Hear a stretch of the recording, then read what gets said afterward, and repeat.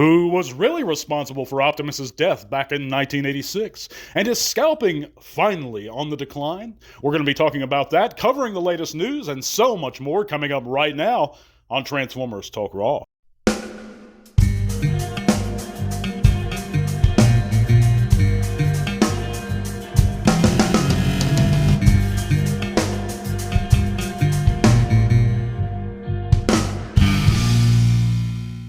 So thanks, guys, for bearing with me all those days as I recovered from an oral infection. And this one was rough, guys. Let me tell you, I was suffering for quite a few days. Had to go to the hospital, had to leave work early one day.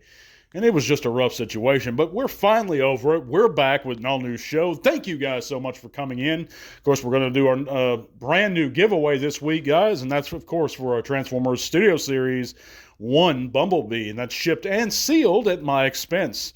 So all you have to do is listen in, and at the end of the show, I'll tell you what you need to do to enter. But thank you guys so much for coming in, checking us out. Check out all those great links in the description below. It's going to take you to all kinds of cool stuff. You know the spiel, guys, but I won't get into all that. Check those links out if you want to help support the podcast further. Thank you guys again. But yeah, it was a rough one, guys, but we're back and rolling on. We have a few things to talk about. Before I get into the serious or more serious stuff, I wanted to touch on something that has been bugging me for a little while now, and that's a lot of people blame Hotrod. Blame Hotrod. You believe that? For Optimus's death, and they have for decades. Well, it was Hotrod's fault that Optimus died back in '86. And you talk about kind of stretching, in my opinion. I've always felt Optimus died because of his own sense of compassion. He could have blasted Megatron's head off the moment he lifted up his blaster, his laser rifle, and he could have just killed Megatron right there. But Megatron begged for his life. Optimus was never going to pull that trigger. Let's just face the facts, guys. He was never going to. He has too much a sense of compassion, and even on Megatron's behalf. And even though in traditional lore they were never buddies, Optimus just isn't a killer. Even if it wouldn't have been considered murder, and it wouldn't have been. They were at war and they were in battle. But he was never going to shoot him unless Megatron assaulted him first or was in the process of assaulting him. So I don't believe Prime would have pulled that trigger anyway. So his hesitation is what got him shot. Now, it was Megatron's subterfuge, and due to Hot Rod's interference, Megatron had an opportunity to, but that was mostly due to Megatron and his craftiness. Hot Rod interfered even though Kup told him not to, because he had compassion for Optimus. He loved Optimus. So he wanted to jump in, and he knew Megatron was cheating. And for all we knew, the outcome could have been the same, even if Hot Rod hadn't jumped on Megatron. That he would have gotten shot up with that pistol, because Prime didn't see it. But either way, Optimus could have suffered internal injuries to hell. I mean, he got stabbed, and presumably through the spark chamber beforehand. I just think blaming Hot Rod for this is kind of an exercise in futility. It was the will of the Matrix that Hot Rod got the Matrix anyway. And I believe Optimus's internal systems were too badly damaged to begin with. Once he got stabbed through the spark chamber. That's my opinion.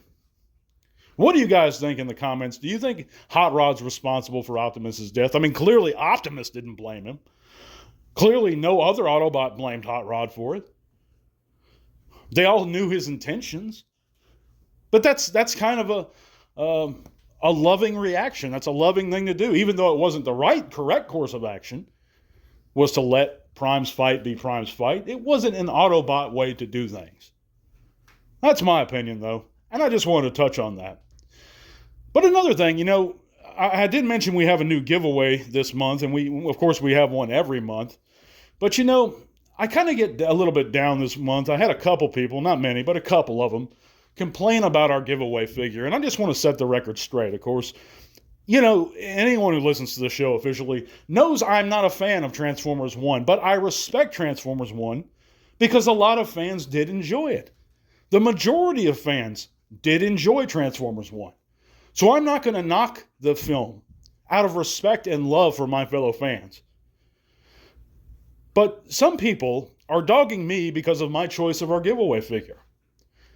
And you guys got to understand something. Most of the time, I'm limited in choosing a giveaway figure to what figures are available around me locally.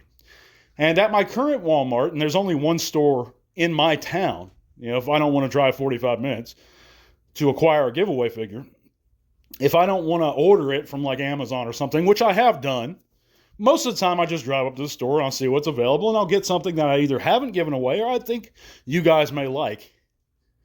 And there wasn't a big selection at my local store, so I chose a Transformers 1 Bumblebee Studio Series figure.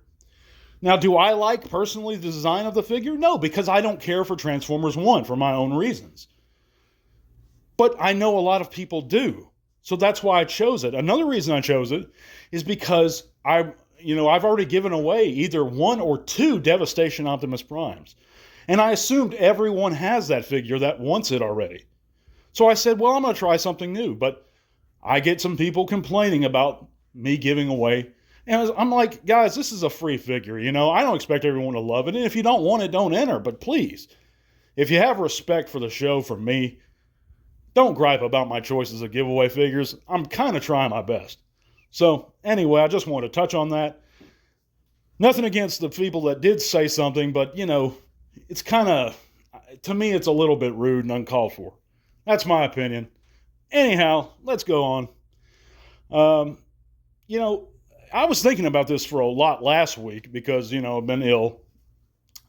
And the recent reissue of the Studio Series 86 Ultra Magnus got me thinking about this, that scalping and actually may be on the decline due to Hasbro's new policy. It's not a new policy, but it's becoming more frequent of reissuing these highly sought after figures. And 86 Magnus is a pretty good example of that. We can see dropping prices on eBay and stuff. You can acquire Magnus right now, who's in stock, by the way, on BBTS for about $90, and I don't know if that's shipped, but it's not much more shipped. Let's say $100 shipped. And eBay, it's not much more than that. But I checked in places like Mercari and other resale sites, even for used and sealed figures, when I do these the research on this stuff. Like Age of the Primes Vortex, a lot of people were saying, well, he's going to be a scalp figure. And sure, they're going to try and do it. But we see that distribution is improving on some of these guys. And that, so we can see that, a lot of people consider if they see eBay listing for Vortex at $40, oh, that's scalping. Guys, that's not scalping. Retail on Vortex or any deluxe is $25. This is a figure that's out right now. $25. $40 shipped or less than $40 shipped is not scalping. The guys selling it for that price are not making any money, guys. I guarantee you that. So if you live in California, okay, let's say this seller is out of New York, they're going to spend at least, and I mean at least $20, $15 to $20 shipping it to you. Shipping is ridiculous right now. So they're not making any money on that. They're counting on some guys that live kind of close to them, and they might make a few bucks. But I'm telling you, that's not scalping, $40 for a $25 figure. Now, if they were charging $65, $70, and they were doing that, that's scalping. But if you see $40, less than double the retail price, and that's kind of my limit. If it's double the retail cost, I'll pay it. Like I'd pay $50 for an in-demand deluxe. Is that a ridiculous price? Yes, but that's not scalping, and it's not the seller's fault. So I would pay $50. I wouldn't pay $1 more than $50, but I would pay $50 if the figure's in demand. Speaking of figures in demand, we're looking at figures like DevCon now popping up places in the U.S. Figures that were so highly sought after. So with a little patience, I think that the scalping thing, you can't avoid it when it does pop up. But again, let's look at figures like the Siege Jetfire, the very first Commander class figure. Hasbro reissued this once, at least, maybe twice, but at least once, but it's been a while. And it's surprising to me that this figure is still so cheap. You can actually find one of these the same price as you can as the Studio Series Magnus. And this is the first Commander class figure, guys, and in my opinion, the best one. And I own a lot of them. I don't own all of them, but I own most of them. And this is a great figure in every way. And I just think that things like this, and Hasbro's actually stepping up, getting a little better in distribution, a little better, not perfect by any means. But, what I saw both Constructicons so far in my local store, they never carry Commander classes. So I was never going to see Long Haul and Hook. But I saw Scrapper and Bone Crusher locally. I've given them away here, I believe. So, I mean, I think that they're getting better, guys. That's just my opinion. But let me know in the comments what you guys think. Let's roll right along to this week's news and our poll results. Check out the poll results. And last week we asked the question, early last week, if not the week before, who was the coolest of Soundwave's minions? And out of over 100 Transformers fans that participated, this was a close one, guys. 35% said that Ravage was the coolest of Soundwave's minions. And just behind him at 31%, Laserbeak. Poor old Ratbat was leading last place, or he was in last place at 10%. But this was a real close one. But the fans with spoken in 35% say Ravage is. And I kind of agree with that. He was kind of the most important within Transformers media overall. And plus, he was just awesome. Even in G1, Ravage was awesome. So thank you guys for participating in that poll. And we're going to have a new one real soon. Well, let's move right along to this week's news.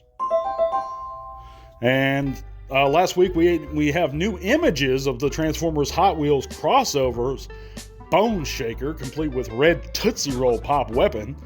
And I'm not sure if this is a G2 laser rod callback or if this is just a new thing, what this is based on.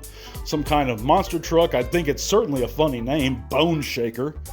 But it just sounds kind of silly to me. But he does look okay for what it is. Let me know in the comments what you guys think. We also have a first look at the Walmart Retro Brawn, G1 Brawn. Of course, that's based on his original G1 toy. And he looks good for what he is. I love the packaging. I'm not just, unlike some people, I'm not the hugest fan of the Brawn mold. His feet are really cheap feeling to me. And that's the mold's fault. They just fall off. Maybe it's poor QC on mine. But I think one of mine it doesn't stay flat. It just falls off. I'm not a fan of it. But it does look great, and certainly the toy version looks great too. There are some people now that automatically, whatever figure's newer, they're going to like it more. But it's funny to me because those same people will say that they're not for the toy versions of the figures sometimes, and then some of them will say they're more for the toy version of the figures when the toy version of the figure comes out. So it seems to me a lot of fans are kind of confused in that regard. But that's my opinion. I think it does look good for what it is. But we also have let's see here. Oh yeah, the Hot Wheels Color Shifters Trax has been found at the UK retail. And this is a callback to some old Hot Wheels figures that used to change color back in the day that were released, but they weren't based on Transformers. This one is, and of course, this looks pretty cool. And I'm going to keep my eye out for these things. They haven't hit the States yet, I don't believe, but it does look good. But also, we know that artist Ed Peary is to attend TF Nation 2025, and that's August 8th through the 10th in Birmingham of UK. Of course, he was an artist who worked on Transformers, Sonic, Godzilla comics, and some other stuff. And that's pretty neat. We also know that the Bloki's Transformers Galaxy version has a leaked image of Unicron's head. This is made of all transparent plastic, guys. And then this looks pretty good for what it is. Again, I'm not a big Blockies or Blokies collector, but if you're into it, I'm sure you're going to be excited for that one. And last up, of course, we know that the Legacy DevCon reissue has been found here in the States at a Target in Michigan. So if you're one of those guys that missed out on DevCon the first go-around, keep your eyes open here in the States. But that's pretty much going to be it for this week, guys. Thank you so much for listening. Of course, we do have the new giveaway for the Transformers 1 Bumblebee. And if you're interested in that figure, first of all of our patrons automatically get double the entries. And you don't even have to enter. But if you're not a patron, just make sure you like this video, comment the word enter below, and make sure you're subbed. And that's pretty much it, guys. Just like it, comment enter below, make sure you're subbed, and you'll be automatically entered to win that figure shipped and sealed at my expense. Of course, I'll announce the winner next week.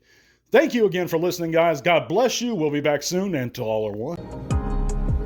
This podcast is made possible thanks to the support of listeners like you. Thank you.